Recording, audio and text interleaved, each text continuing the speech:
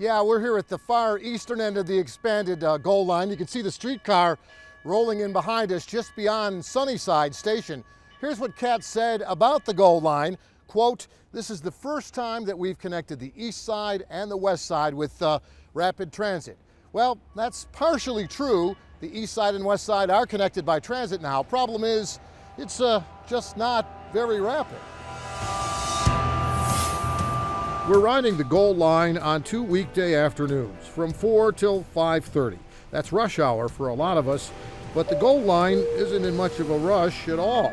Our 4-mile streetcar trips between Plaza Midwood and Johnson C. Smith all take between 36 and 40 minutes, which averages out to less than 8 miles an hour.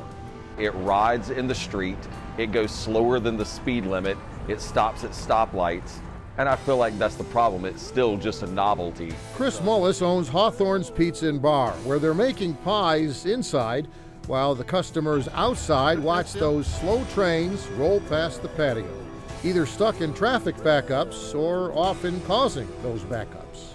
Get on the slow train. Traffic has gotten ridiculous, as you can actually see behind us here. The train backs traffic up through the intersection. Get on the slow train. The streetcar, yeah, they switched it to these fancy, nice, modern cars, but it's still 18th century technology. Get on the slow train.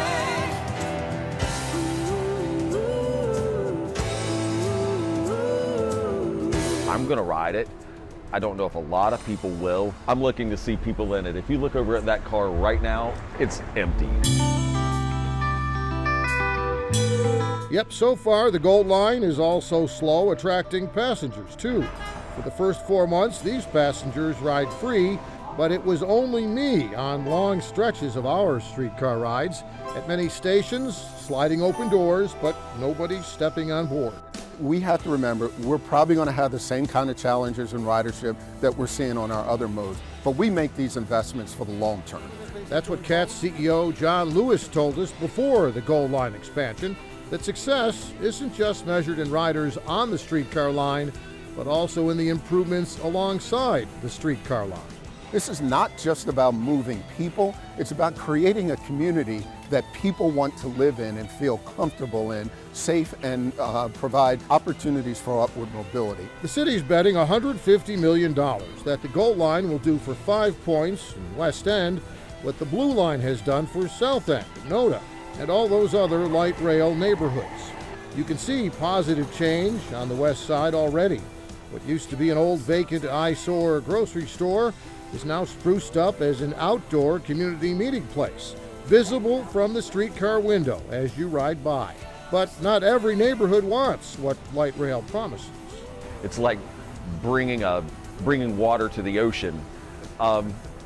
We're already on this side of town inundated with massive amounts of apartment growth and condos, and we've already lost so much of our neighborhood character due to that. And Mullis adds that what Elizabeth also lost to the gold line were the mom and pop businesses that used to thrive where the streetcar stations are now, but didn't survive years of slow streetcar construction.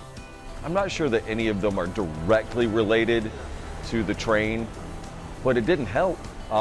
Anderson's, legendary for their pecan pie and iced tea here in the neighborhood for almost 60 years. They didn't make it through that phase of the light rail because during the construction phases, when they shut down that bridge, when they shut down that intersection in all 4 directions, it cut us off from everyone.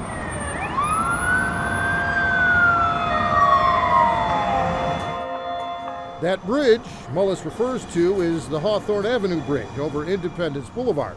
That was built and rebuilt and then rebuilt again before Gold Line construction crews finally got it right.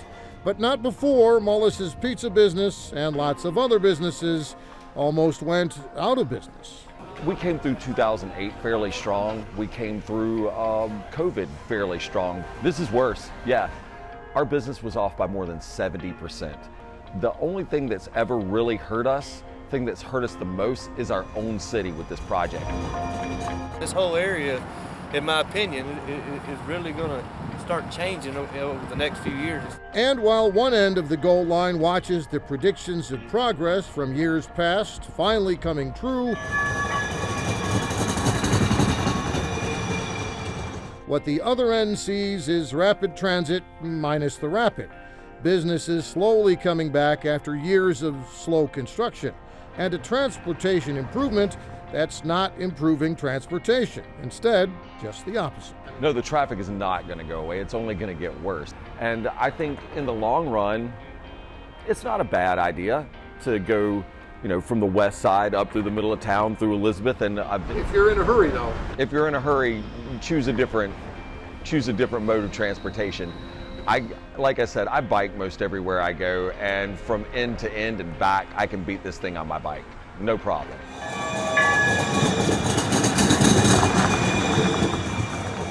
Yeah, the streetcar's still on hold here at Sunnyside Station. No hurry, right?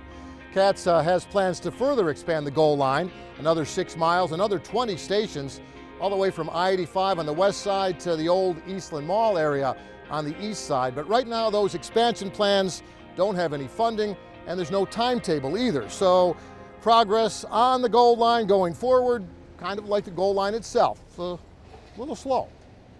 Amy?